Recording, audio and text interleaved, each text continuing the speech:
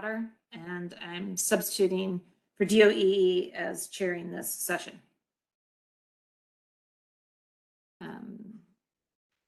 Let's see who's. Thanks, Maureen. Stephen Varga, District Department of Transportation. Hi, this is Matthew Nestopoulos, and I am the designee for the Department of Consumer and Regulatory Affairs. Thank you. I'm Randy Speck. I'm the public representative appointed by the council, and I'm affiliated with the Lead Emergency Action for the district. Valerie, you're up next. Hi, everyone. Valerie Barron, public representative affiliated with NRDC and Lead Emergency Action for the district.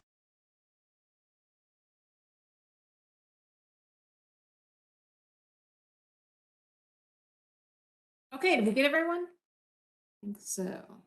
John Degnan, DC Water. And Jennifer Johnston, DOE. Opera Aurora, DC Water. Thank you. Paul Schwartz, Lead Emergency Action for the district and Lead Free Water. Great, thanks, Paul. Okay, I have the meeting agenda up here. So the next one is adoption of meeting minutes and meeting agenda. They did distribute, Darius, you distributed the meeting minutes from the 6/23 meeting. Yes, the 6/23 meeting agenda, meeting minutes have been distributed. The 6:30 minutes should be distributed by close of business or by 12 p.m. tomorrow, as they're still being populated. Okay, did anyone have any issues with the meeting minutes to note? Okay, any additions to the meeting agenda? This meeting agenda.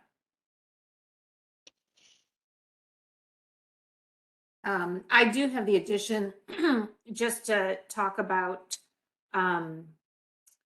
our plans to move forward in drafting the report, just some logistical methods we could use in terms of creating one document and how we can be most efficient to get comments compiled and into a document we can use for our internal reviews, and then also working towards the final report. So I would like to add that to the agenda. Okay, great. Maureen, I think that's a very good addition, and you might want to put that at least toward the beginning of the meeting so that we can make sure that we get it in. I do think that's important as we move forward. Our internal deadline for preparing the draft report is next Thursday, so we're again running up against the deadline. Okay. Can you all see my screen? No, not yet. Screen.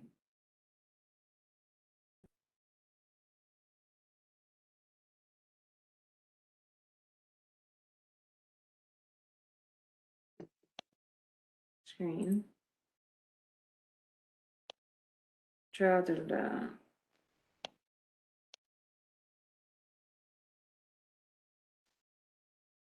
Screen one. Well, I'm missing a button here, I'm sure, that I'm not seeing to, I think it's because, oh, there it is. There we go.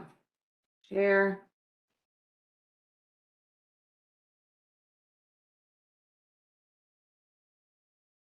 Okay, sorry, I'm flopping between laptop and another screen, and that was not allowing me to see my share button. Okay, so we'll add that. And that the item number, well, it was number 3 was DOE Public Listening Sessions Communications Plan. Yes, that's what we're gonna present our plan on, how we're setting up the public listening session and the social media and everything. I'm sorry, that was what, Darius? I said we're presenting our communications plan on the public listening session for July 28th, commenting period. Okay, so we'll let you go first and then Okay. we'll put that,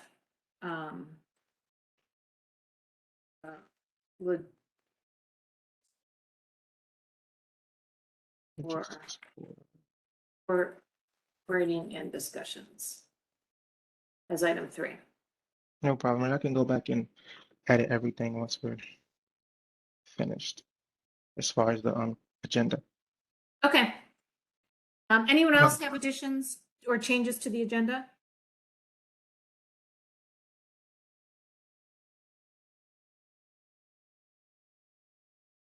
I don't know, is Michael Porcello attending to give a update? He should be available the second half of the meeting today.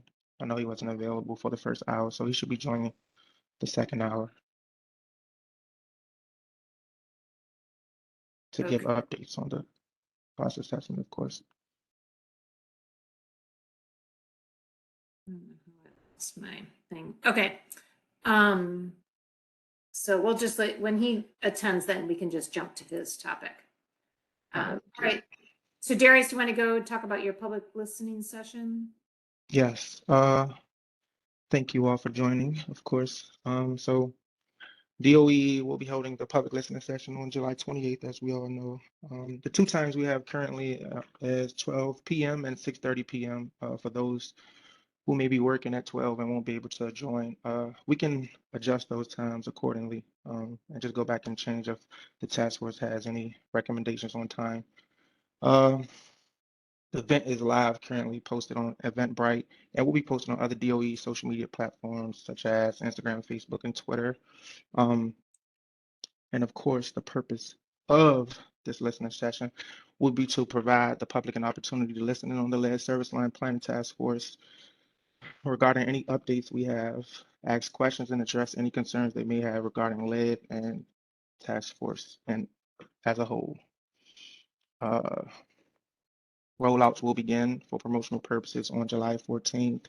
We will be posting on the 14th, 21st, and the 25th, just to give the public time to become aware of the event.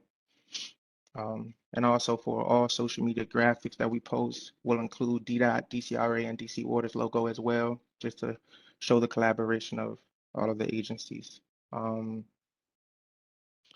tentative agenda for both meetings. I'll just start with the 12 o'clock meeting. We'll have a welcome introduction and roll call of task force members. At about 12:10, we'll provide an update of progress to date, an overview of draft report to council and mayor that's due. About 12:40, we'll have any questions, comments, and concerns from the public. And about 1 p.m., we'll have closing remarks. Of course, this is just a tentative agenda, and we can adjust accordingly if the task force feels as though we need to extend certain times or shorten any time period. We can do so accordingly, of course, before the 14th, 21st, and 28th. Randy, I see your hand is up. Yeah, is it possible to get a link to any registration information, all of that, so that Oh, we can begin announcing that? For instance, I've got of my course. ANC meeting on Monday, and I'd like to be able to provide all the information about the listening session at that meeting. Of course, of course. I can actually drop it in the chat and also send you all emails as well. That would be It's great. available in the chat right now. Okay, great. Mm-hmm. I'd appreciate an email too, so I can make sure I get it in my announcements for Monday. No problem. And also, of course, the registration for the event will just be someone from a plug will just need their name, email to sign up, and we'll have it live and running. So that's all for our public listening session. Is anyone from task force have any recommendations, questions, or comments? You had, it's 7:28 at 12 p.m. And what was the second time? 6:30. 6:30 p.m. Yes. And what was the 7:21? That's going to be our first rollout. the second rollout of our promotional of everything that we're promoting on social media. So we'll be promoting on 7/14. We'll have pretty much 1 second, I'm sorry. We'll just have a promotional page on 7/14. We'll have a post and a text that will just describe everything that's going on. Want to learn more about the district's progress on eliminating lead within our pipes? Join DDOT, DC Water, DCRA, and Department of Energy and Environment on July 28th to learn what the city is doing to meet lead-free DC. We have an RSVP Eventbrite link. On the 21st, we'll have join us next Thursday, July 28th, to learn what the Lead Service Line Task Force is doing to make lead-free by 2030. So that's what our promotional rollouts will consist of.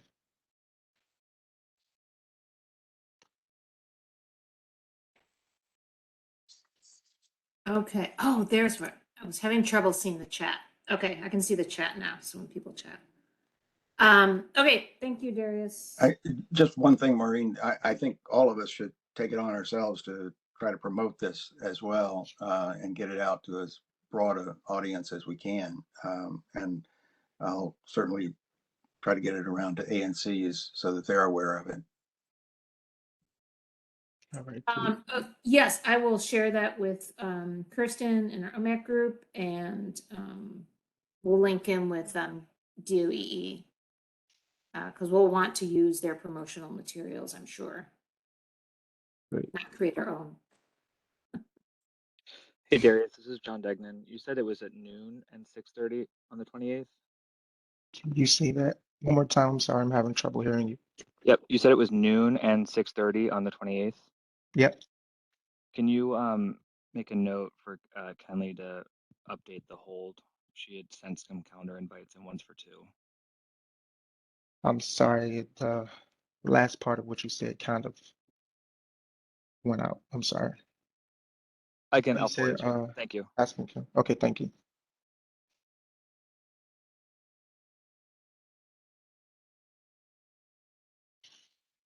Okay. Hi, pardon the interruption. This is Arlene. So we have Adrian Lee on the panel, and I just want to confirm that that is correct. I don't know if she got added by someone else or if she's speaking on behalf of someone else. Hi, this is Adrian Lee. I'm an attorney at Earth Justice. I am part of the group working on contributions to the work of this task force. So I'm here as an observer. She's, Okay, perfect. Yeah, she's Thank you. affiliated yeah, with she's, the- Thank you. she's affiliated with the Lead Emergency Action for the district as well. And Perfect. Thank you all. she's contributed significantly to some of the research and drafting that our recommendations are based on. So I think it makes sense to have her there. Thanks for clarifying though. No problem. Someone didn't give me the memo, so I was just making sure we didn't have someone that didn't need to be added. Thank you. Always appreciate the checking. Always worth it. Thanks. Okay. Randy, did you raise your hand or were you lowering? I lowered it, I think. Okay, good. All right. Okay, any more questions on DOE's outreach for the meeting? Oh my gosh, the spam is killing me. Okay, so next on our agenda is the logistics to get to the finish line here. We've been sharing a draft report that's gone around, and we made some comments on it, and there was a lot of sections that were repeating, so I had a little trouble getting reviews internally on that. And I'm sure other people reviewing it also kind of struggled a bit on where to comment and not having to make their efforts too laborious. So what I had suggested is that that DOE be the author and make one document, a concise document that we all work from. And we can use a separate document to just keep track of our issues of agreements and disagreements, so we don't lose our content and our discussion. And as we get agreements, that way Kenley knows what can go into the document and what not can go into the final report. And then we'll have to figure out how to handle the issues that we don't have agreement on. So what are thoughts on that?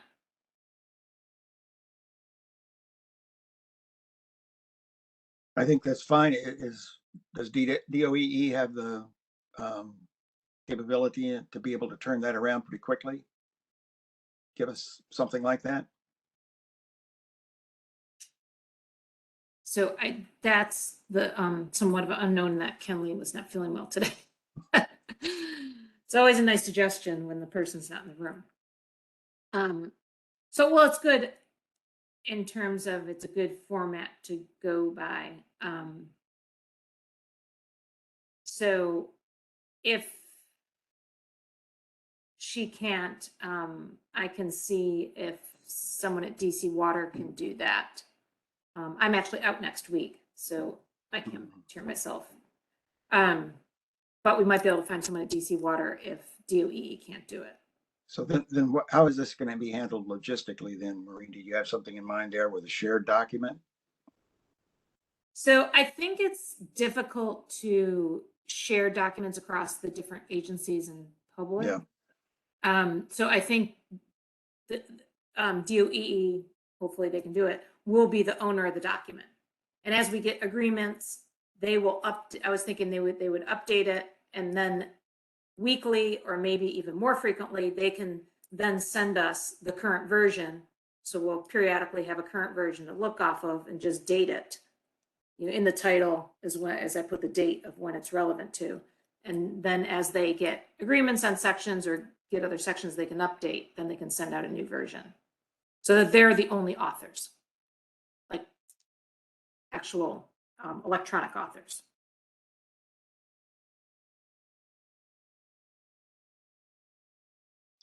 Okay, that'd be great if DOE can do it. We only have a week though, so we're under the gun again. So everybody's gonna have to work hard to turn comments around, I think. Mm-hmm. Okay. All right, and I'll hopefully maybe I can get some information from Kenley before before Friday or before the end of the week to find that out. Okay. All right. Just one other thing with your email that you sent around, I guess, yesterday, Maureen, you said that your legal department needs to review the report and the suggested legislation. We haven't gotten any comments on the legislation yet, and I know that that's an important factor for all of us. Any idea of what the timetable is for some comments on the legislation? Well, I know personally, I had put my comments in the report. I was going through the report and my comments carried over to the legislation. So it seemed like that's why it would be helpful to get our issues in which we have agreement on, and then you can do it in the legislation. Well, but the legislation includes a lot of things that aren't specifically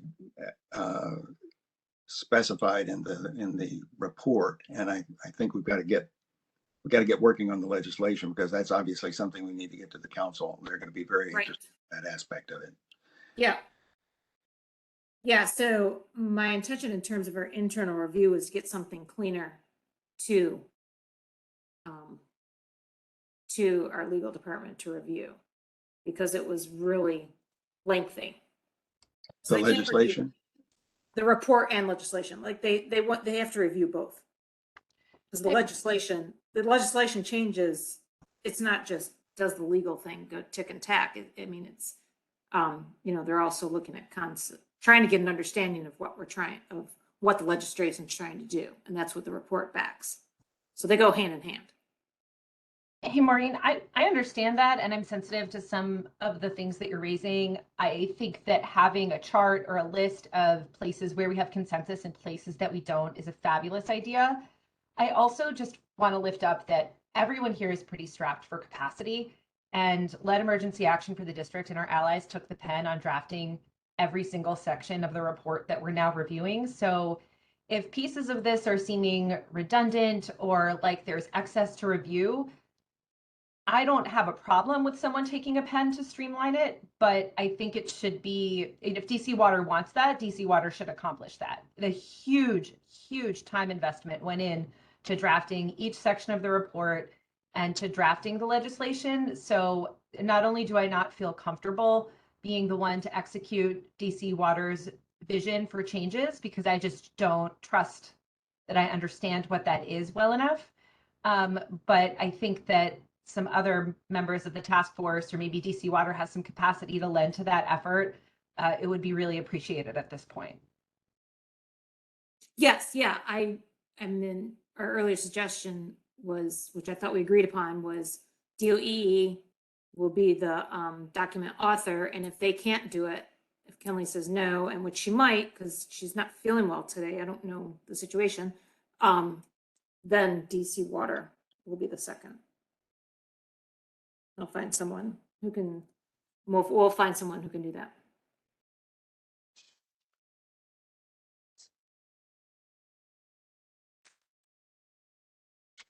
What are we needing to find? I'm sorry, that was a lot at one, but what are we needing to find someone at DC Water to do, Maureen? Because I do believe that we have internally looked at the legislative section, and you are right when you say that what is in the report, which includes the legislative piece, is what's going to drive any proposed legislation as it relates to lead in the future. So I do think, to Valerie's point, it's important to have them concurrently and at the same time. So I'm just missing what the commitment is from DC Water, or what you need from DC Water, because I want to make sure that I'm supporting that.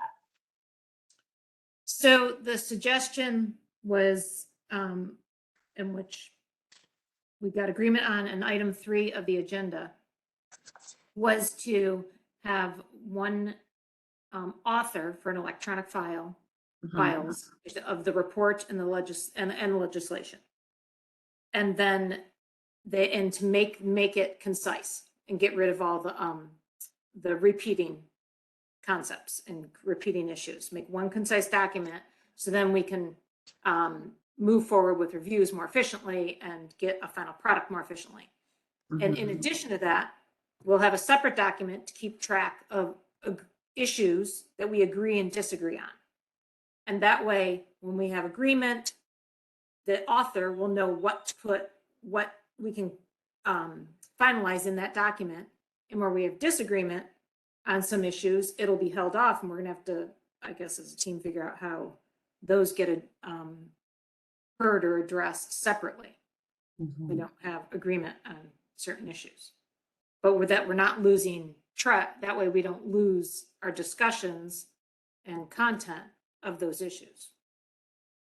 But we're also moving forward with both the report and the legislation in a clean manner.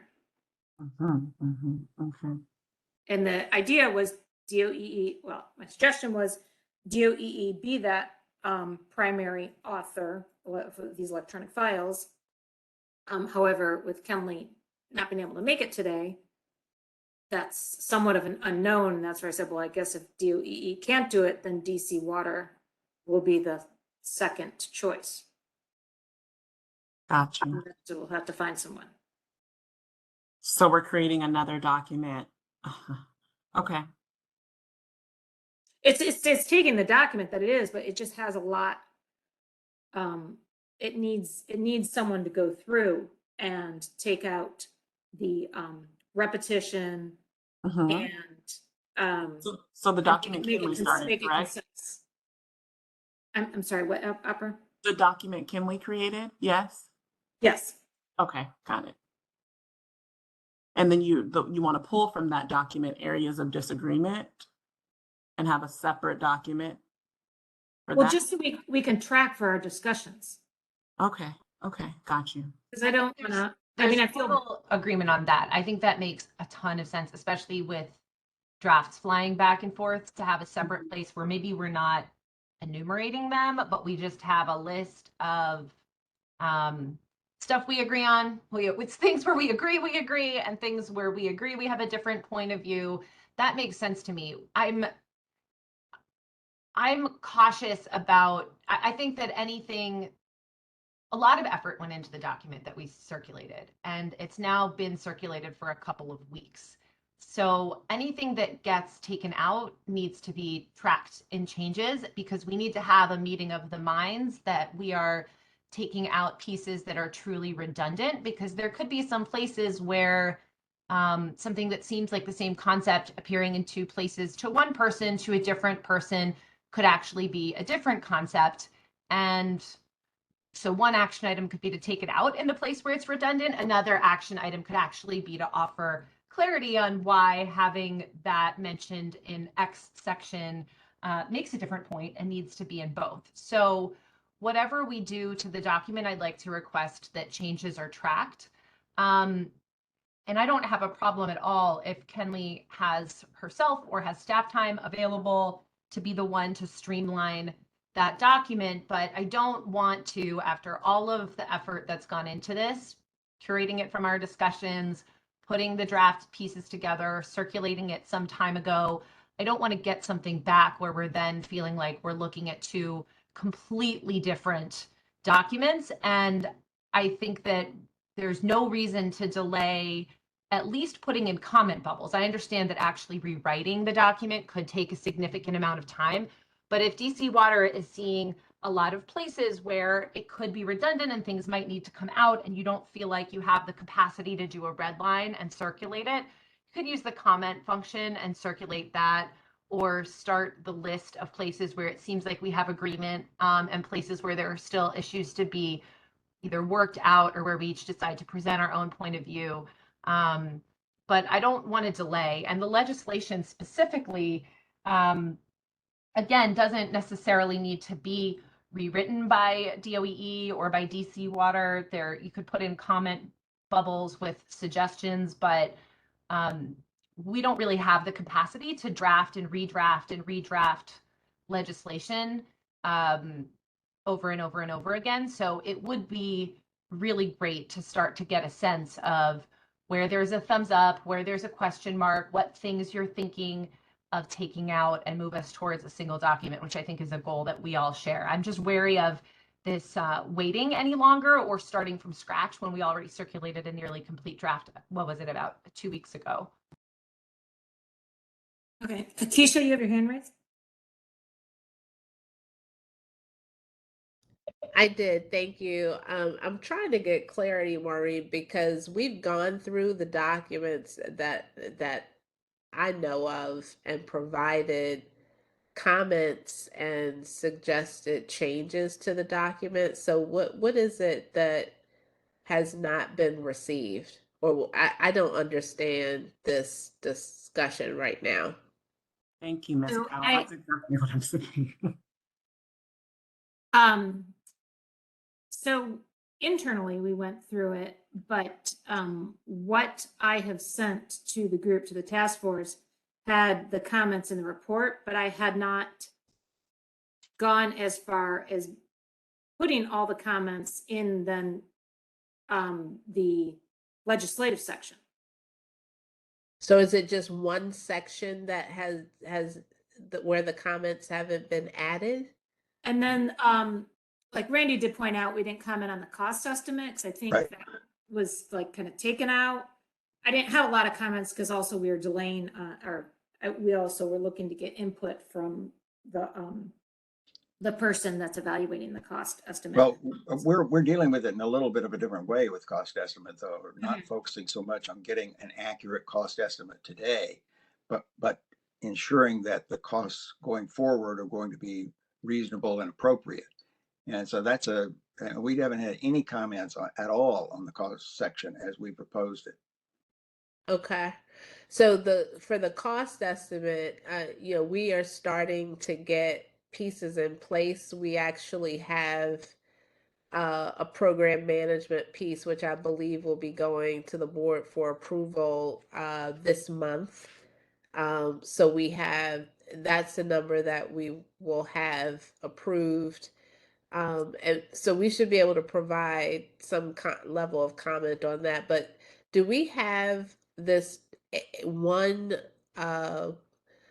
document set up in SharePoint that everyone has access to, all of the reviewers, so that we can see everyone's comments, make the comments in the same version, and then I guess at the appropriate time go through and clear the comments as a working group?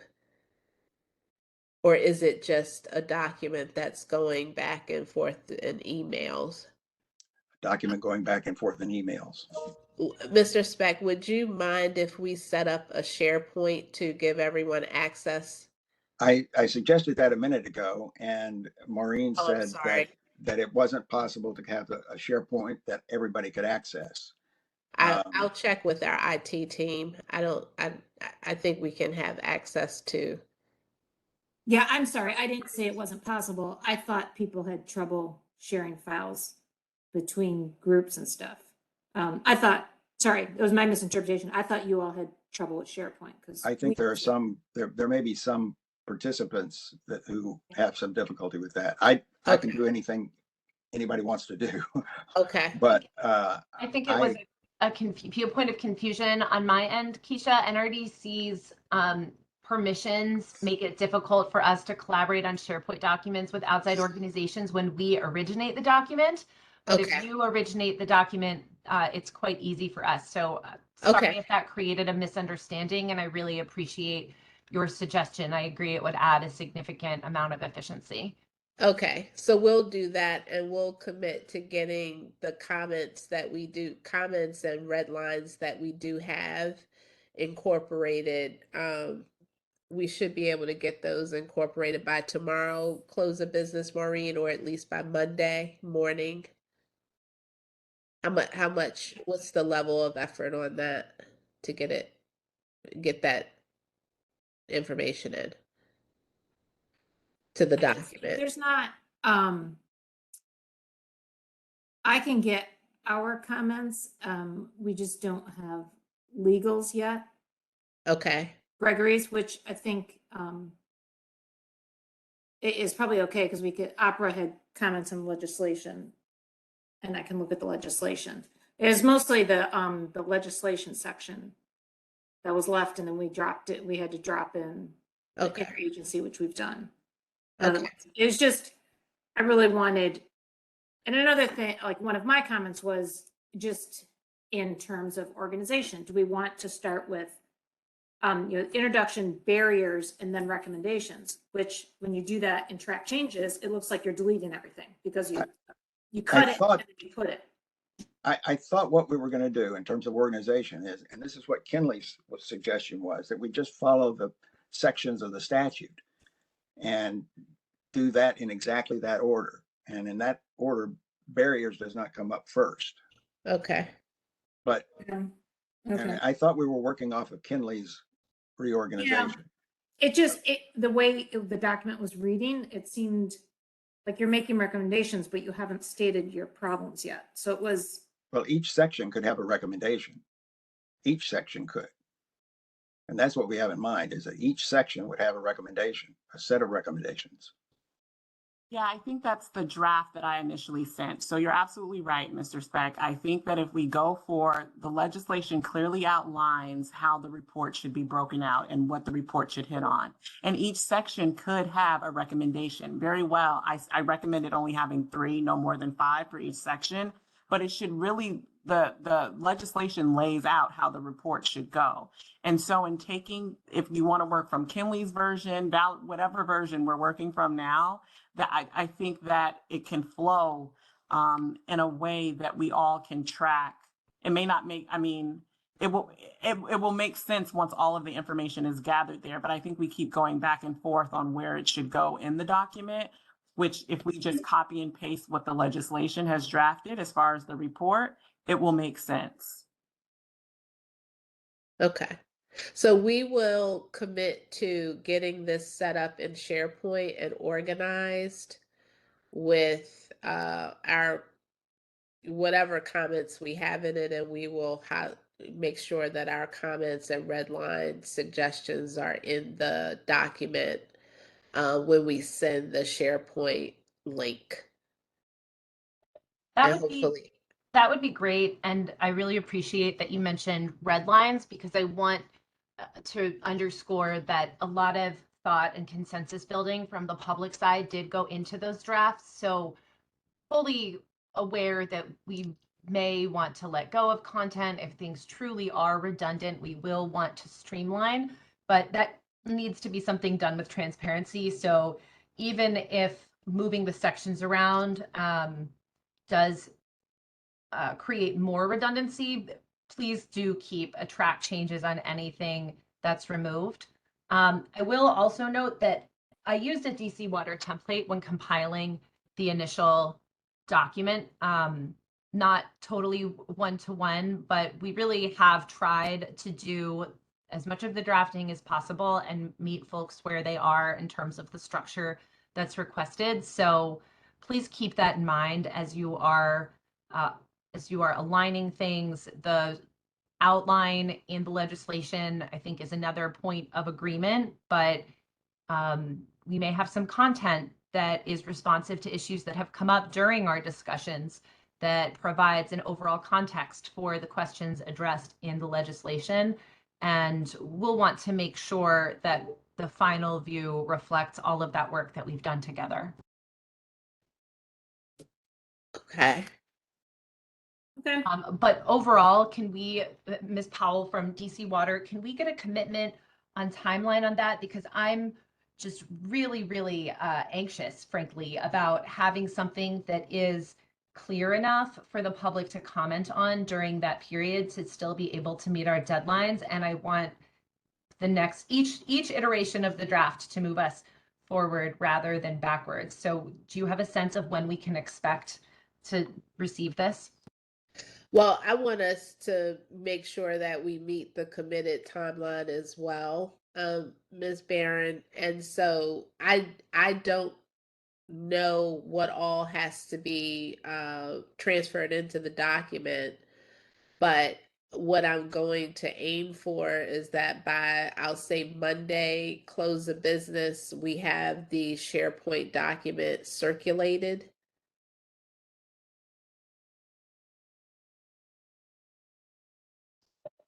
Yeah, I didn't mean to imply at all that that wasn't a shared goal. And I appreciate you affirming that. I want to affirm from our side that we see that as well. Just want to confer with Randy, but that all sounds reasonable to me. Okay. Just to emphasize, though, that leaves us 3 days to get a document together that we can agree on.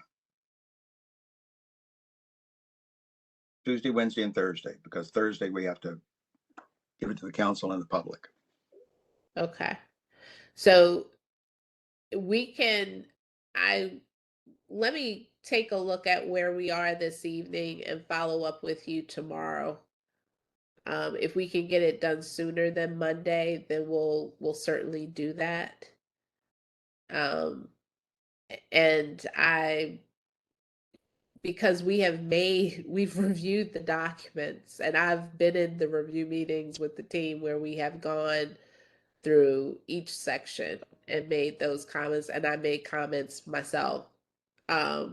So we just need to make sure that they are transmitted, it sounds like to me, and make sure that legal provides their comments on the legislative section. So that I will follow up with the team after this call and see how we get that as to you as soon as possible, but no later than Monday close of business.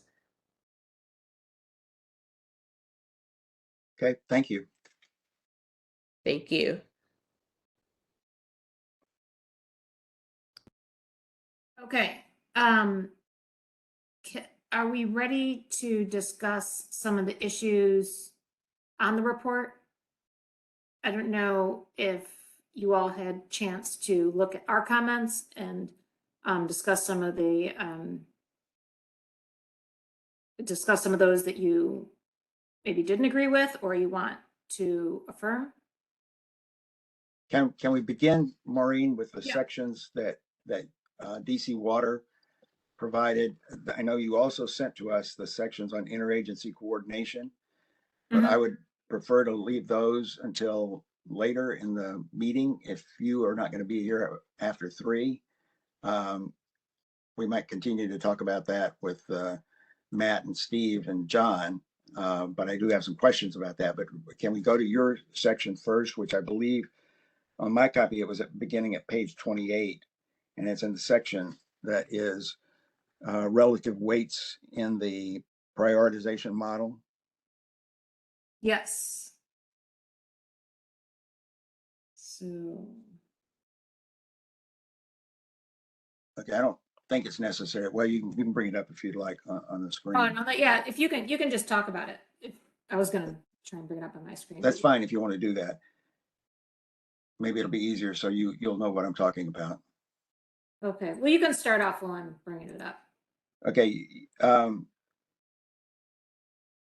First of all, in the paragraph where you point out that there was the numbers don't add up to 100%, it should be 40% instead of 45% for the weight given to the pipe material. That'll make it 100%. And then you said DC Water agrees with considering the allocation or similar, but we need to evaluate with the model runs. When do you expect to be able to do that? So it's just recognizing, and this is kind of a bigger picture item, and that and which I mentioned before, some of your comments are rather detailed as to structure, is so many of these activities go along in parallel. They don't go sequentially. For example, service line identification. If we have a block scheduled for water main replacement under our small diameter water main, and that's going to happen in 4 years out, we're not going to plan to go identify all those materials as a priority within the first couple of years. We're going to get to that block and be replacing service lines anyways. So there's not a rush. That doesn't get, so that's going in parallel on that route. So what I was getting at with that comment is we agree with that, the prioritization of the social equity being a large component, and the service lines being a component. But when we start adding in all the model factors, every year we're going to run a model, and every year we're going to have different factors to evaluate.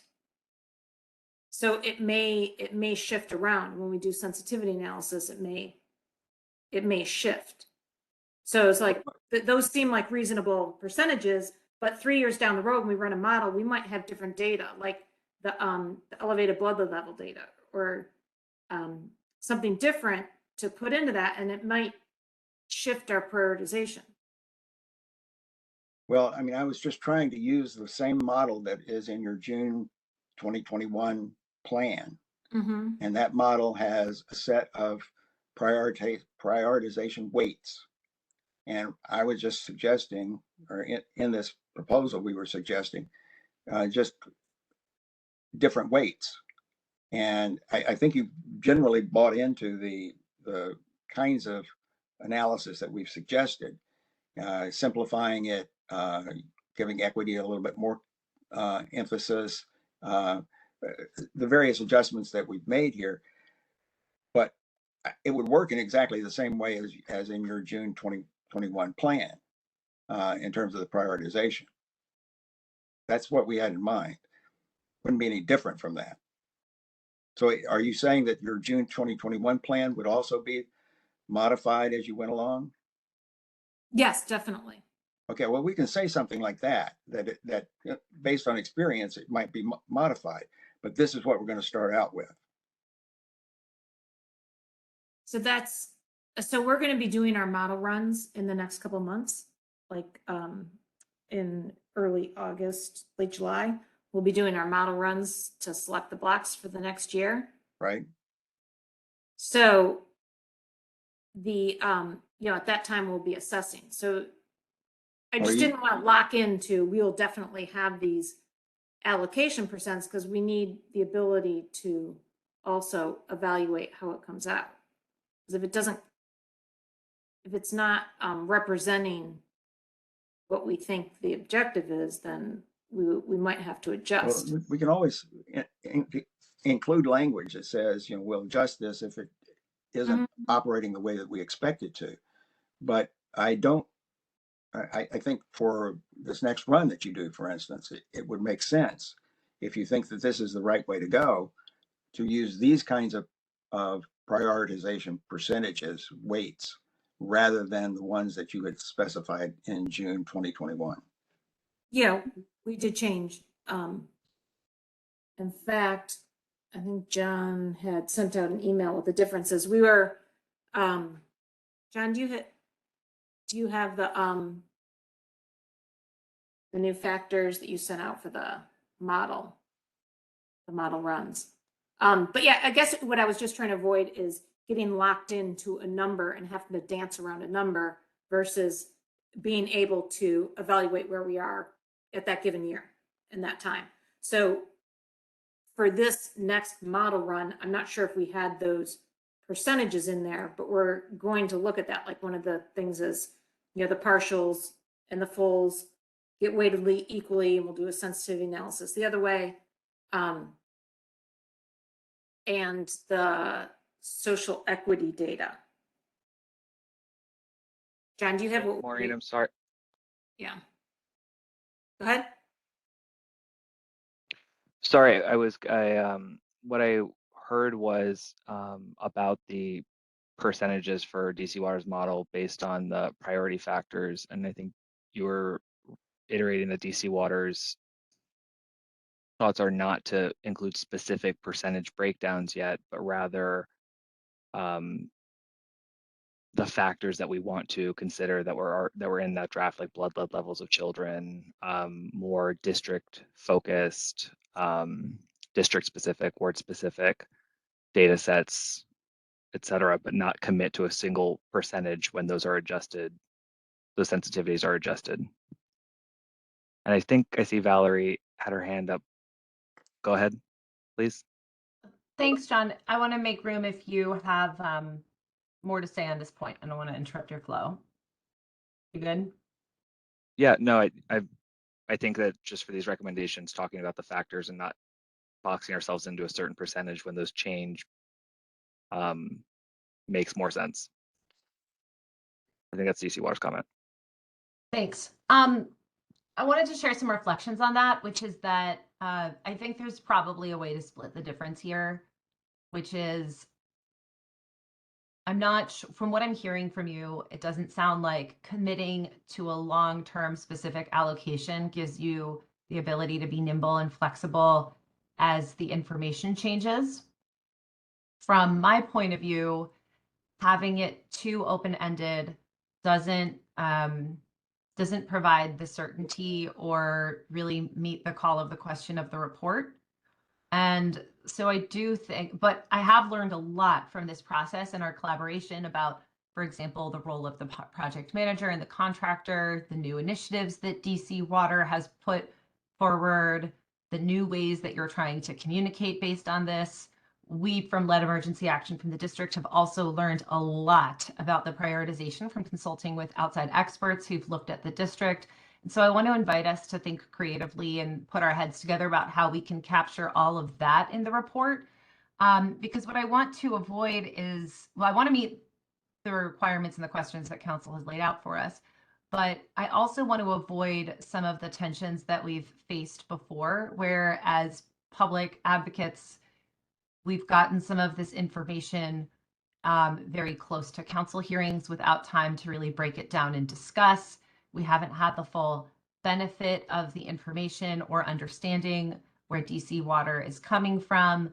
And I see evolving from that way of working as very much in line with some of the other outreach efforts that you all are proposing. So what would be really helpful to me is if we cataloged specifically where DC Water is right now, where if DC Water was able to provide clarity around the timing and circumstances under which this will be reevaluated, and if DC Water is able to provide a commitment on the timeline for sharing that stuff publicly. You know, if DC Water was a government agency, there might be some sort of notice and comment requirement. I don't think any of us are really contemplating having that here, but if you do need the ability to be nimble in response to current conditions, what I ask is that we're very clear about how that works and how transparency and public input play into that, as well as clear about what the baseline is.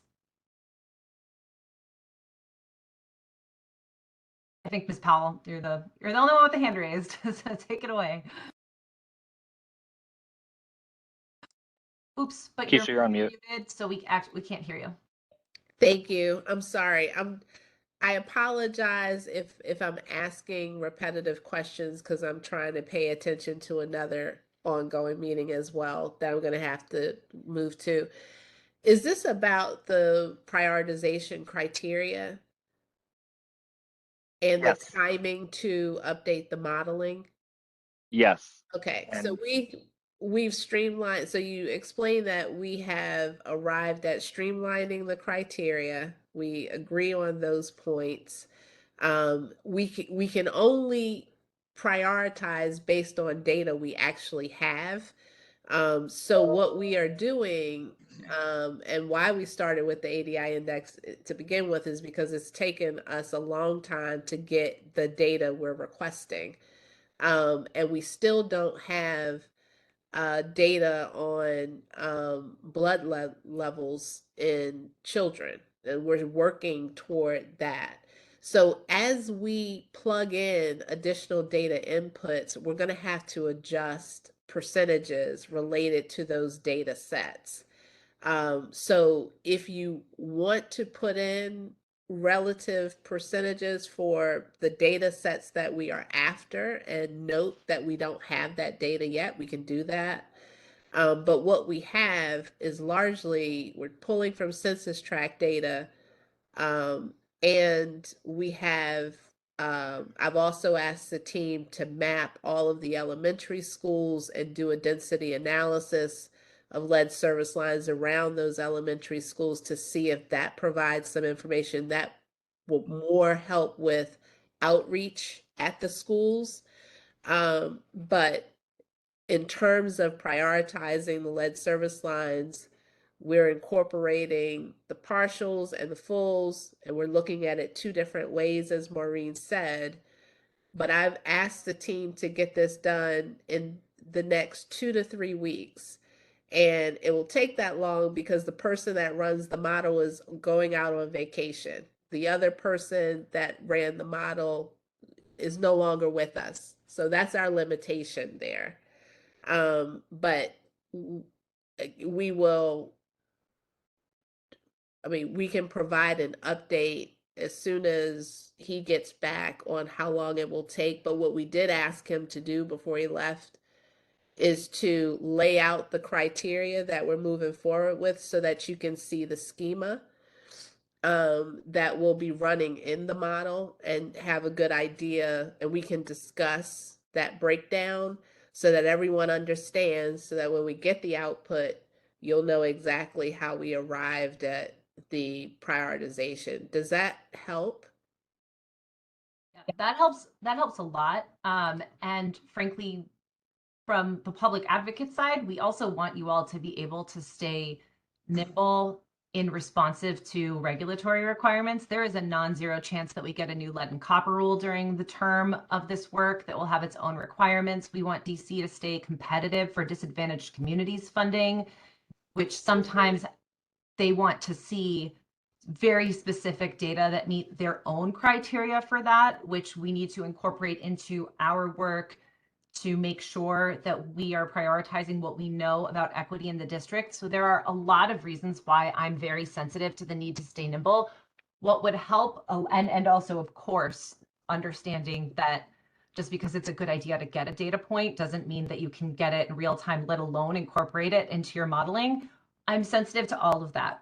What would help me significantly is if we could get a list of the criteria that you have and are using now with their assigned percentages, alongside a list of the data that you're trying to get with the aspirational percentages, and a commitment through this report for DC Water to maybe use the Lead-Free DC website or some other public way of keeping the public informed in real time when DC Water is considering changing the data metrics, and when DC Water has actually updated it, because I think we've identified a common understanding of a need to stay somewhat flexible. But I think the report is a chance to outline goals that we are aligned around that the flexibility will meet. And I'm very comfortable including in those goals maximizing the opportunity for federal funding for the project, especially as is focused on equity, or demonstrating compliance with Justice 40. I mean, there are these other compliance pieces that I think we would make a very powerful case together to be able to say we co-created these criteria. But in order to do that, we need to have the goalposts. We need to know where we are now. We need to know what we're aspiring to, and we need to have an understanding of how we will all stay informed as the dynamic situation unfolds. Yep. And we can provide the architecture that we have now, and what has been used up to this point, and what we are streamlining to. Moving away from the index to discrete data points that would be input.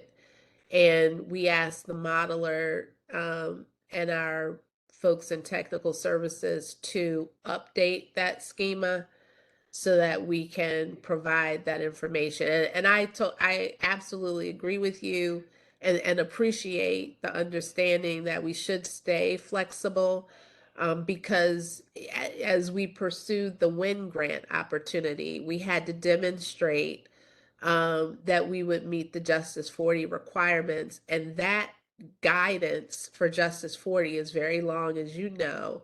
There's a number of factors there. So we're always going to have to, I mean, we may, in order to be attractive to other external funding, which we are gearing up to pursue, we may have to make some adjustments in, I would say, how we demonstrate that the program is aligned with those requirements.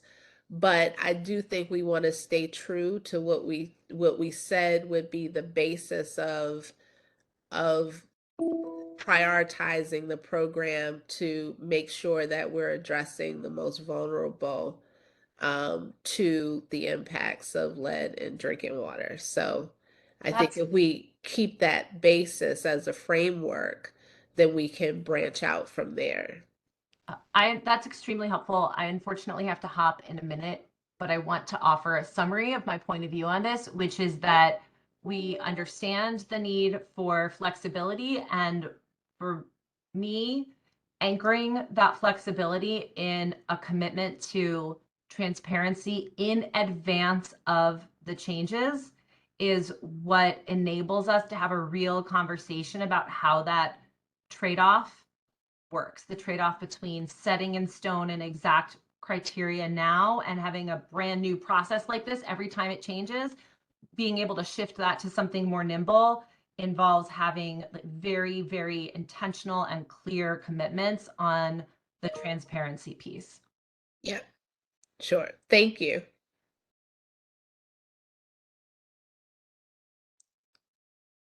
Okay. Randy, I do have a few more minutes. I probably don't have to jump off till about 3:05. If there's any.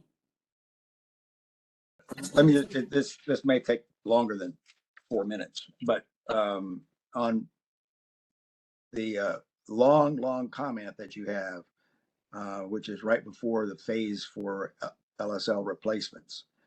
It's on my page 29. The comment is numbered 32.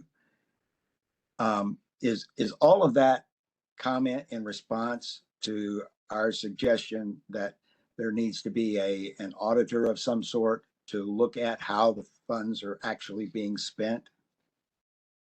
Yes. What is your point then, that we don't need an auditor, either DOE or someone else, to look over this? It's just basically leaving it to the existing checks and balances within DC Water. And outside DC Water. I mean, we have the oversight committees, we have but there's various other things that we listed. So yes, it's leaving it to our current. Okay, I think that's not going to be, it's certainly not what I had in mind, because I think since these are federal funds, much of them are either federal or district funds that are going to be expended, I think the government agencies, including DOEE, have a responsibility to make sure that those funds are being spent in the way that they were intended. And they can only do that if they've got some visibility to everything that's going on and an ability to say, you know, this needs to be done differently. Yeah, I think, and we currently have to report all that, but Opera's raising her hand and she might be, go Opera. No, I think you were right on. I think you were about to be exactly on par with where I was at. So I appreciate, Mr. Speck, your comments and everyone else's concern in regards to kind of the fiduciary responsibility and transparency, particularly as it pertains to lead-free DC. And so Maureen is absolutely right. There is an abundance of oversight that goes into DC Water's financials already. But specifically as it relates to lead, I don't think having an additional, because it would be like an additional third-party oversight. So one, all federal dollars, as you just said, Mr. Speck, have certain criteria that the district tracks, and we have to report into, not only we, but every agency that is receiving federal funding has to report into the administrator of that spend. So that's already one form of funding. In fact, we're going through a new kind of update module to with DOEE about our spend and what is being spent. Where I do think that there is a place to meet in the middle, however, and maybe this is something that Valerie spoke about, is just having that even more updated, maybe even on the lead-free our website for lead-free DC. So having people understand what monies we've received for lead funding and what has been spent, and it could even be interactive and fun, and having it an attract approach and saying this is how much more we need. But what I don't agree with is that there needs to now just be this additional, that would be like a fourth layer of auditing. And one, I don't know how you would determine who and what that is. One, because of our independence, and then two, just based upon the criteria and how the program is ran, I don't know what that fourth layer of an auditing person or entity would be. So, and I think that would also kind of delay anything that we were able to do going forward. But so I know that's something that DC Water would just, it does not make sense, actually. So now I'm just speaking personally because I was the first one to say just having an auditor doesn't make sense. We're already audited. The district is already audited, and those reports are all made transparent. And we have community meetings and outreach meetings and stakeholder meetings. I mean, this team is up the yin yang and reports that we have to give to DOEE and the mayor's office for all of our programming. So I'm not quite sure. And maybe it's just that information is not being submitted to the public in a way that they can understand and track as well. So that's where I say I think there's a way to meet in the middle, but I don't know if an auditor is that way to meet in the middle unless you yourself, Randy, want to be the auditor. Well, you can designate whoever's going to be looking over this in any way you want. You can call them an auditor or something else. But someone has to have a transparent view of everything that's going on with the lead-free DC program and an ability to call it to DC Water's attention and to the public's attention if those funds are not being expended in a way that was expected and intended. So I that think just seems fundamental to me. We have that. Okay, and I think it needs to be in a way, though, again, that the public can see it and that the public knows this money's being spent well and appropriately, or it's not being spent well and appropriately. This is where I agree with you and say that there is a balance in the middle, because I do think, and we have discussed even internally, I do think that there is a way to enhance how that's communicated and where that's communicated, and making sure that people know whether it's a monthly update or insert or something tangible that people can go, because that's what the actual website is for. Our lead-free DC campaign is to be that transparency process. And so that's where I do agree with you that there should be a frequency of updating that, whether it's quarterly or whatever that looks like. But having an auditor, I do not think makes sense. Having it be more transparent does make sense. And you're including in the transparency cost data as well, right? Yes. Okay. Yeah, maybe, I hate to adjust the report, but like we have a section on transparency. Right. I think there's a way to get there. I just don't think having like going through the process of identifying who this fourth party now auditor is going to be in an additional report. I mean, I know people, listen, I'm getting used to government, so I know people love reports and documents, but I just think that there's a more concise way to do that. We already have to report in. We send tons of reports to DOEE every month, the mayor every month. So it's just like, where's a way where we can consolidate all of that information and make sure that it is tangible and palatable and saleable to our external audiences as well. And I think the website is a way to do that. And we may have to, again, make it understandable of what we're reporting out, but making it as transparent as possible. We can do that. Yes, there's a way to do that. Okay. I have to jump off to the other Right. call. So, I think John can stay on. And so you guys can handle the interagency stuff. Okay. So, thank you. And I'll Okay. on that SharePoint file. Thank you. Thanks.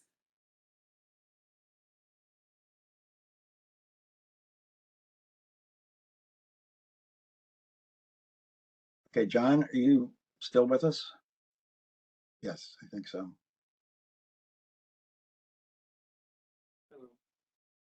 Sorry, can you hear me? Yeah. Okay. Can someone pull up the agenda, please? Yes, I can put it up for you, John.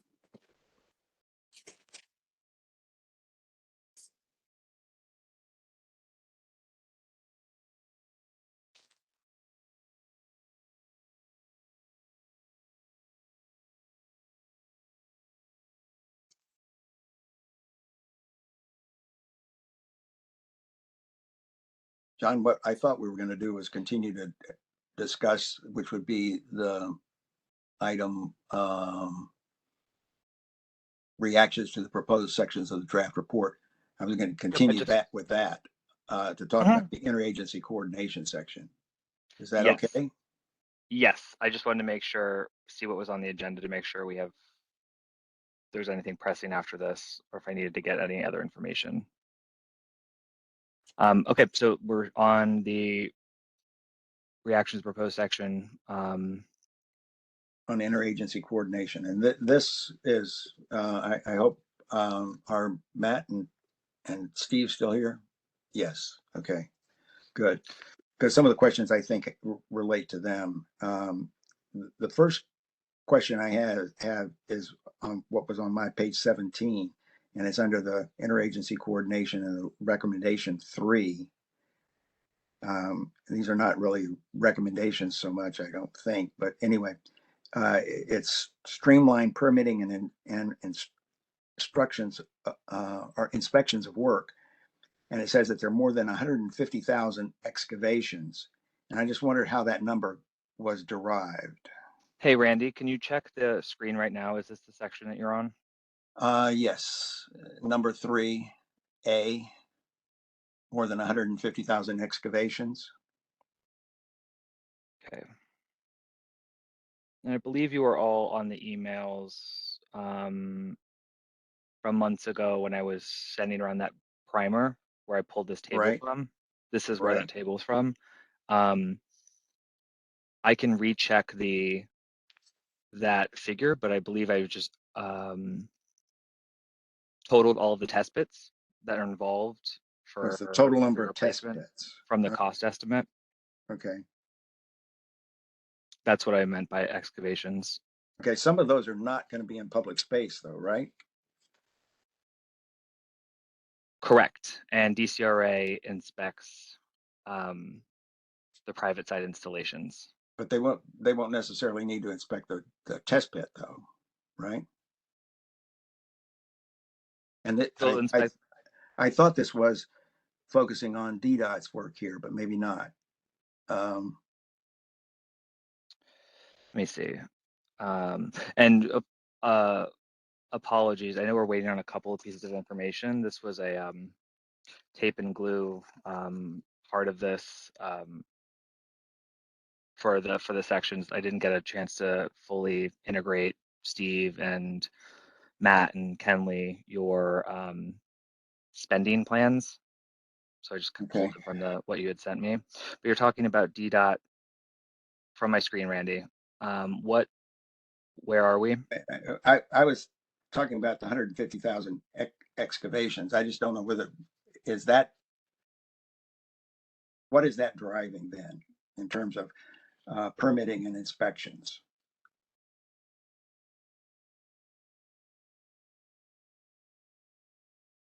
So DDOT inspects all public space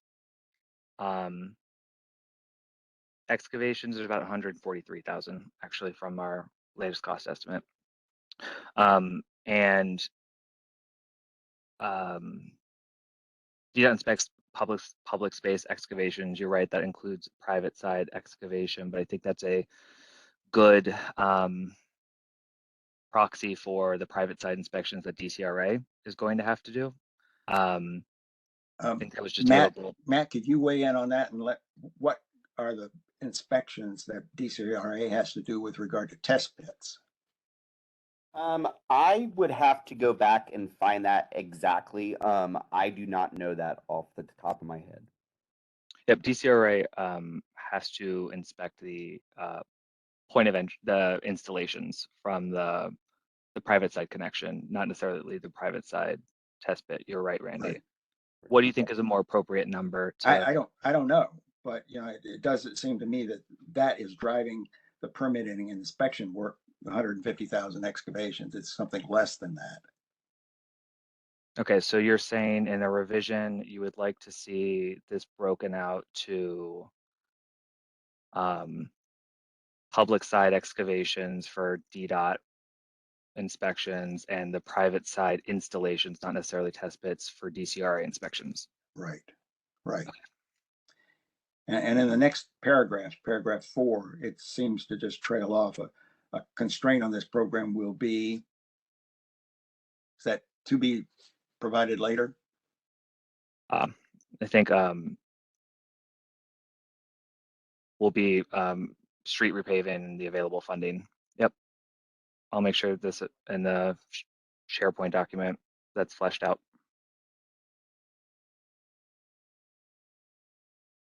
Okay. And the next is really just a question, isn't it, or something to be filled out later? Identify funding sources. Yeah, that's the recommendation. I know that we've talked in the interagency coordination group that transportation funding is going to be available through the infrastructure law that could be put to use for street repaving rather than the lead replacement. Right. But DC Water, I posed to the group that I posed the question, who should be driving, looking into those sources that are available for transportation and have a better understanding of what available funding. I remember, Steve, you had mentioned that DDOT doesn't have a resource or concerted effort right now. And so I just think in the recommendation that this task force provides, so we recommend that as far as assigning ownership, I would defer to the group.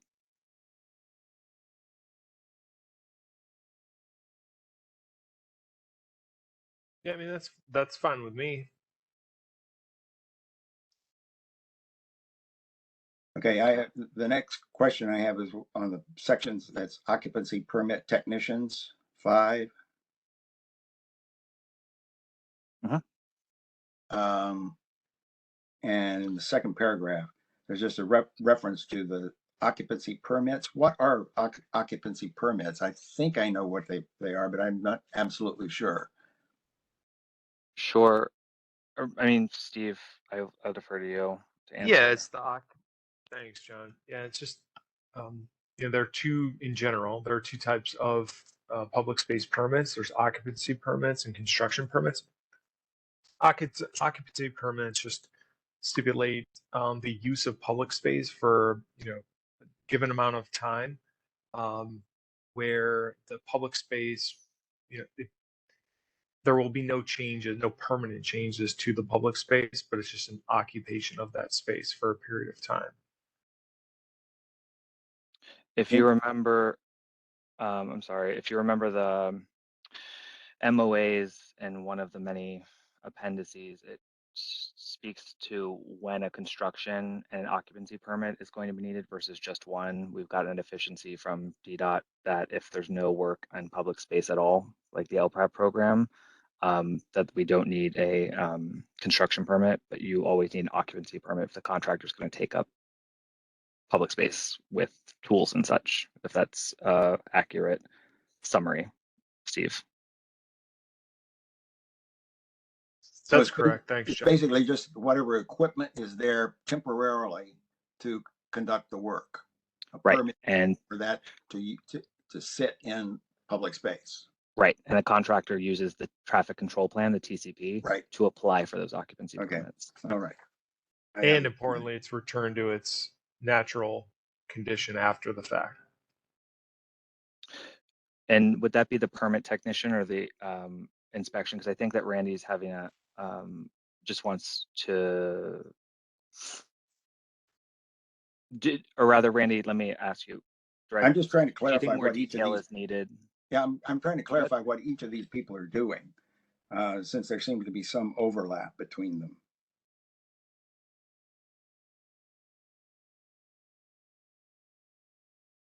So clarify what functions. Yeah, I mean, for instance, what's the difference between an occupancy permit technician and on the next page, a traffic work zone technician?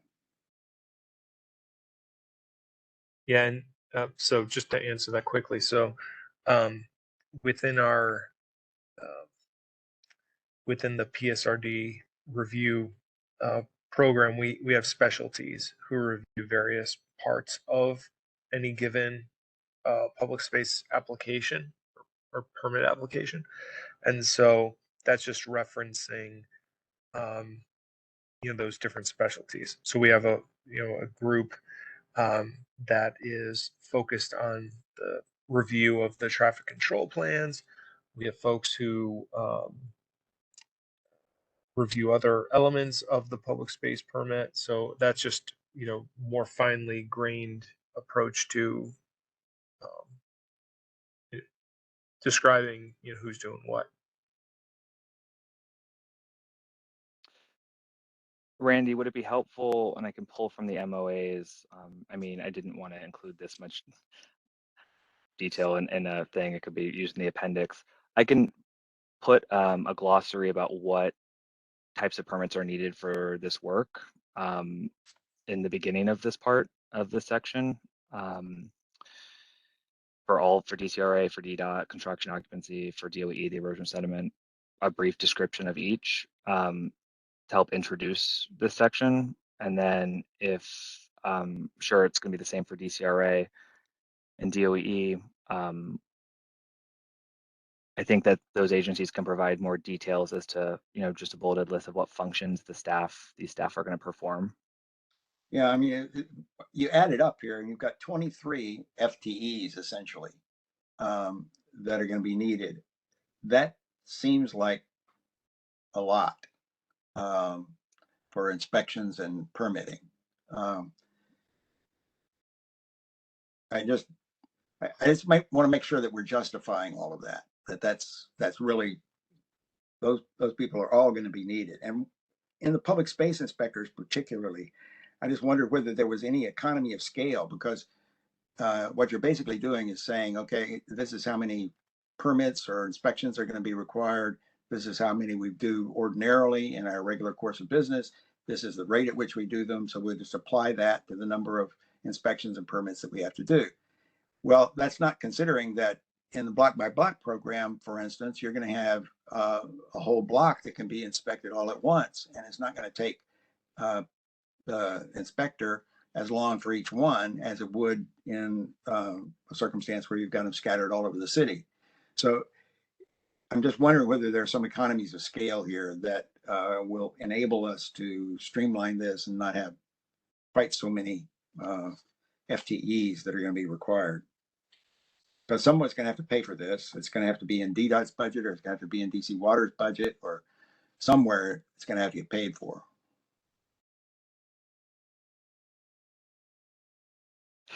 Steve, not to put you on the spot, but I think this is for you, DDOT's level of effort has 27 FTEs, I would defer to you to further clarify that request from your agency. No, that's fine. I can put that together. Yeah, and particularly, Steve, if you could look at the question of whether there's some economy of scale that can be realized here. I mean, we certainly will want to take advantage of that if we can. That's the whole purpose of the block Okay. by block program. Okay, And I'll see what I can do. just again, in Matt's section for DCRA, there is a statement that these FTEs are going to have to be paid for by DC Water. And is that basically what the way DTOP will handle it as well? If there are 23, 28, whatever the number of FTEs there are, is that going to have to be paid for by DC Water? At this moment, yes, and that's only because no additional funding has been secured for the funding of this program. So by default, it would need to come from DC Water at the moment. Right. But we could fix that with appropriations in the FY 2024 budget, right? That's my understanding, yes. Okay. And Matt, the same would be true, I guess, with the Department of Buildings, right? If there were money Yes. appropriated in the budget for it, it wouldn't have to come from DC Water. It would come from the Yes, I budget. believe that is correct. I think the real thing here for us is we do not believe that it would be a full-time, like an FTE. It would be more of a term employee. So somebody that would be there for the entire existence of the program, but not someone that would stay there. Right. But If that it could makes be FTEs for a particular year. Right, right, yeah. Right. Which is the only way they're budgeted anyway.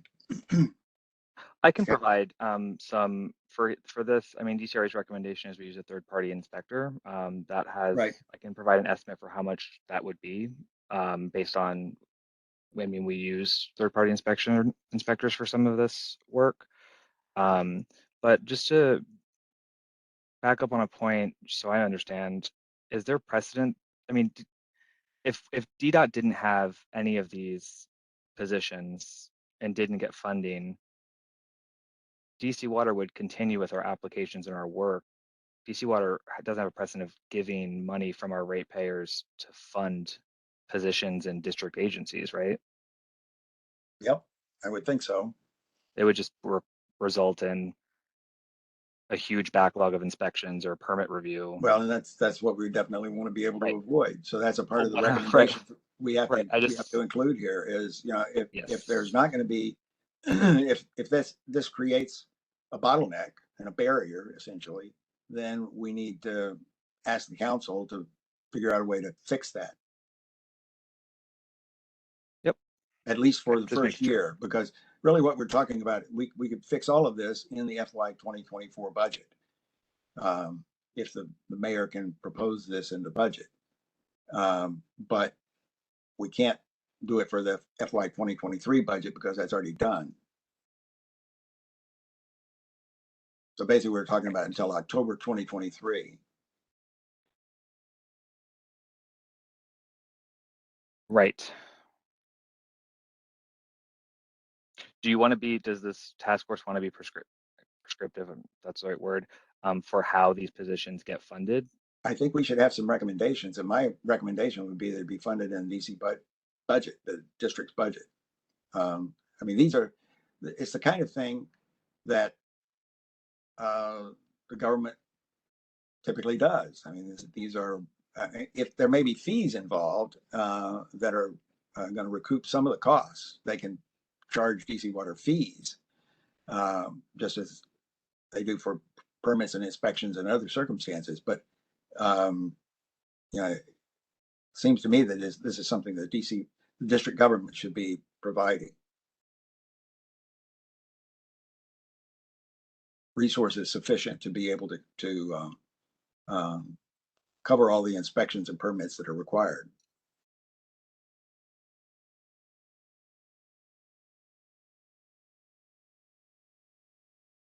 Now that there might be an exception there if you're using private inspectors, third-party inspectors, because that typically is paid for by the applicant.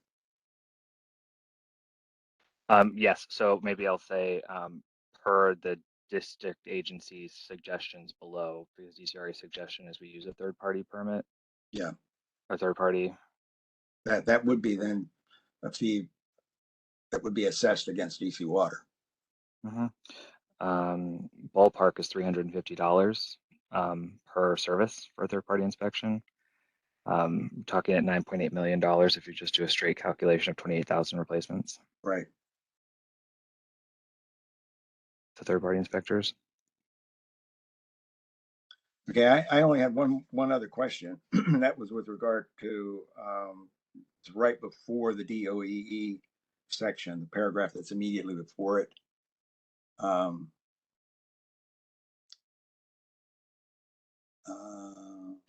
Was it? It was that was pulled from an Something- email you're talking about where it something else starts has with been my added in there. apologies. Yeah, something. Yeah, I saw that I didn't reword something that was an email. It said my apologies or something like that. Oh, yeah, yeah. Just Okay. now. Yep. So historic district and flood hazard areas, what are the implications of that? It just takes more time for the inspection? Yes, that is what I've been told by the subject matter expert on this. He said it just takes a little bit more time since they are just they are a very unique situation. So Okay. that's why we have that in there as a flag. Okay, I doubt if it's going to be a serious complication because all of this is going to be below ground, below grade. So it's not going to affect the historic nature of these properties. But I'm just trying to figure out what the implications are going to be there. Well, I think it's more planning, right? Because it just takes it's Right. a separate permit, not a postcard permit, and so it just Right. take longer review. And Okay. the inspection afterwards might take a little bit longer. Matt, can you send me? Does your JS team have overlays of these two most up to date areas? I can do a run just to see what the overlap is with. I can go back to the team after this and see what they can pull. Yeah. Thank you. Yep. Okay, those are the questions that I had, John. I did have some questions about what Maureen sent, I think, yesterday.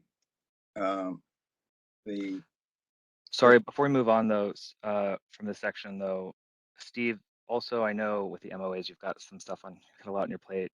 You had mentioned last week that in our discussions, we talked about regulatory changes that DDOT thinks would need to be changed in legislation to allow for some of the efficiencies, like with suspending the moratorium requirement that we can excavate, but then have to read, and that would be best suited for a policy change. You said you're going to get a list together of those policies. I know that DC Water is going to send this document out over SharePoint, so I'm just going to leave it as a comment bubble, all of these that I've added, for you to add that list in there. Does that work? Yeah, it absolutely does. Thank you. Yeah, I think we mentioned that's at least in one part of the drafts that we sent around earlier too. Hi, sorry about that. Can you guys hear me okay? Yes. Yeah. Sorry, I had a call that came in and it messed. There's some interference between Teams and WebEx. Yes, John. So I have not had a chance to sit down and pour over that with Matthew specifically. I'm aiming to do that tomorrow afternoon, after which time I'll share that. So yeah, carve out a section for that. I'll make sure to fulfill that to you Thank you. on the legislative Or carve like outs. Yeah. Right. Or like a legislative exemption or exemption Sure. via policy. Yep. Mm-hmm. Okay. Randy, sorry to cut you off. Go ahead. You Yeah, had can I something? go to the piece that Maureen sent around yesterday? It's headed draft overreach touch points and unsigned agreement summary. Yep, I I think assume that's you're, the same. I assume you're familiar with that as well. Right, that's what we reviewed during the task force meeting with the playbook. It's the same document we circulated then, just with updated numbers. Okay, just updated numbers. Okay. Mhm. Can you tell us on the top of the page, the first page, the numbers that you've got, 62% of the 2,647, where are these located? I'm wondering whether there is any demographic or geographical data that would be helpful in terms of being able to understand this rejection rate a little bit better. Is it all in particular neighborhoods or yeah, Sorry, go ahead. and the other thing I thought was important to know is what proportion of these are renters as opposed to homeowners. Yes. So we haven't done an analysis. We have it at the block level, where you can see per block what's signed and unsigned. We haven't done an larger scale or zoomed out analysis of if we are tracking or a heat map by ward, let's say, or by the city of where unsigned versus signed, because we're hopping all around the city and on blocks. I don't think it would necessarily, well, I would think it would be worth discussing how powerful assumptions based off of 25 blocks of one ward, if we could make an assumption about that entire ward or that entire area in terms of signed or unsigned agreements. But we can take a look. What I'm looking for, as I'm sure you understand, is just, is there some other characteristic that is associated with the higher rejection rates, like living in particular neighborhoods, like renters versus owners, that kind of thing that would give us a better handle on exactly where the problem is.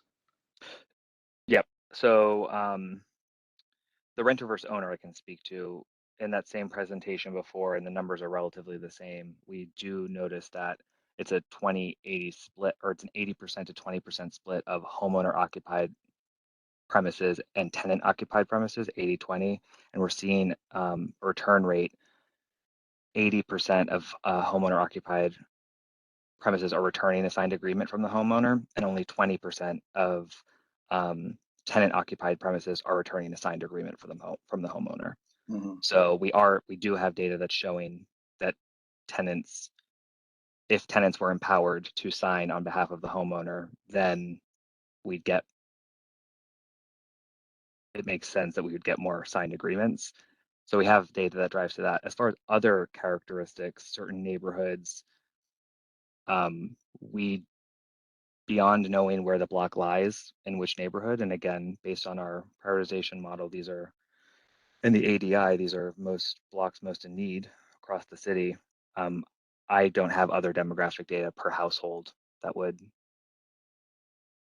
give us that understanding. Because what would be your hope for a recommendation based on that data? Can you give me an example? I don't know. I'm just looking to see whether there is some other factor that might be helpful in interpreting these numbers. I'll say that we've started in those 4 construction packages. The first one was in Ward 7 and 8. Mm-hmm. And now we're further in the year. We're on package 4 now, doing outreach there, and our percentage of agreements for both overall and blocks where construction is under has only gone up. So we've gotten more of a response the further along construction is. However, we've also continued to do more outreach as the year progresses. So that doesn't necessarily speak to just differences in those areas of return rate. Right. Okay.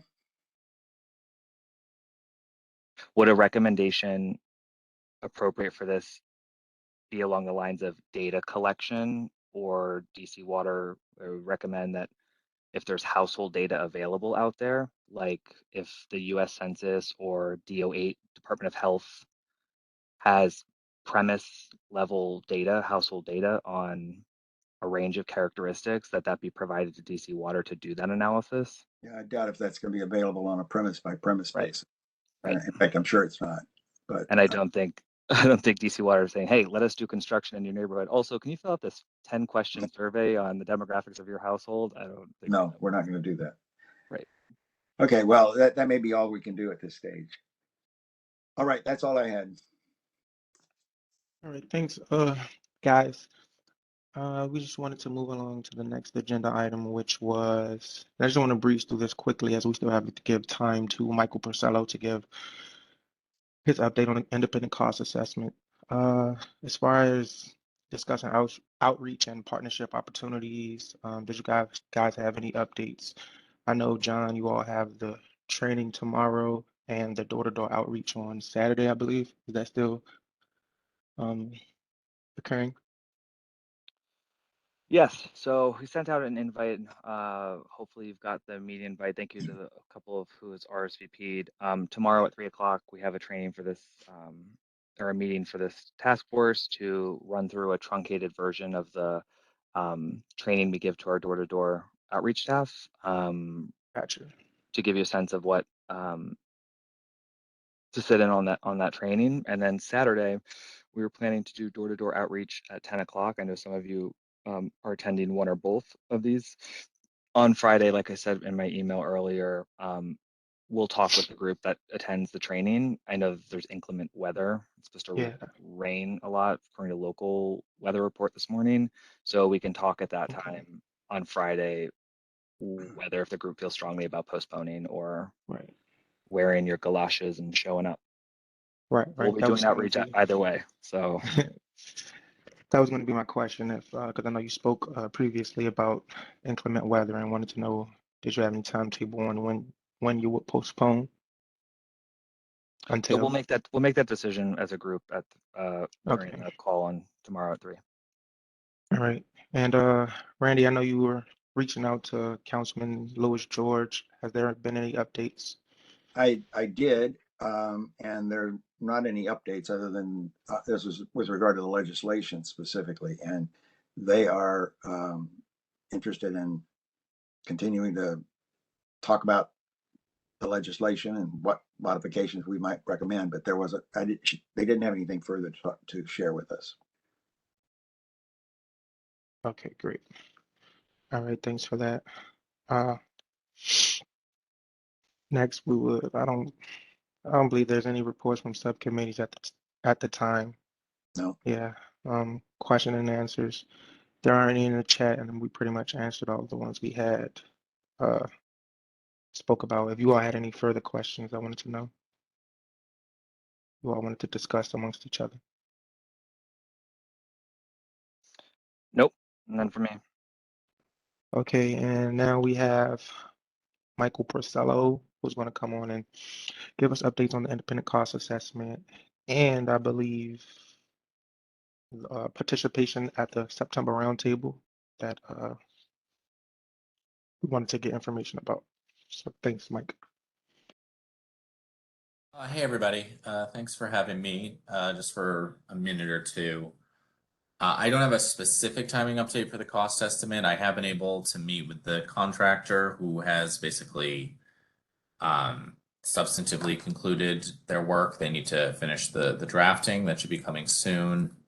I think I'd send this to, I don't want to get in front of her, so I'm not comfortable sharing any of the stuff that the contractor shared yet until they finalized their reports. And I know they're also putting some questions to DC Water or leaving it open to comment. I don't know if that's been transmitted yet. On the roundtable, I'm hoping actually later this summer just to touch base with the task force to figure out a best time. I need to, get the final report from the contractor as well and work with them to figure out times that'll work. And then we can figure out a good time in September to have folks that do want to come and testify before the committee and talk about the final report from the task force, and we'll hear from the contractor as well. Okay, great. Thanks, Mike. Lastly, if there's any action items or future agenda items that we all wanted to circulate amongst each other. Well, I hope we're all going to be communicating a lot in the next week before our Yeah. next meeting, because there's a lot that we need to do. And so I'm hopeful that we're going to be able to do that through emails or telephone calls or whatever. Definitely. Definitely. So that's all for today. Thank you all for taking the time today. As I stated previously, the meeting minutes for 6:30 will be distributed by tomorrow at 12 p.m. So please be on the lookout for that and let me know if you all have any questions, comments, or concerns. Great. Thank you, Darius. Thank you, Darius. All right. See you all next week. Bye. Bye, everybody.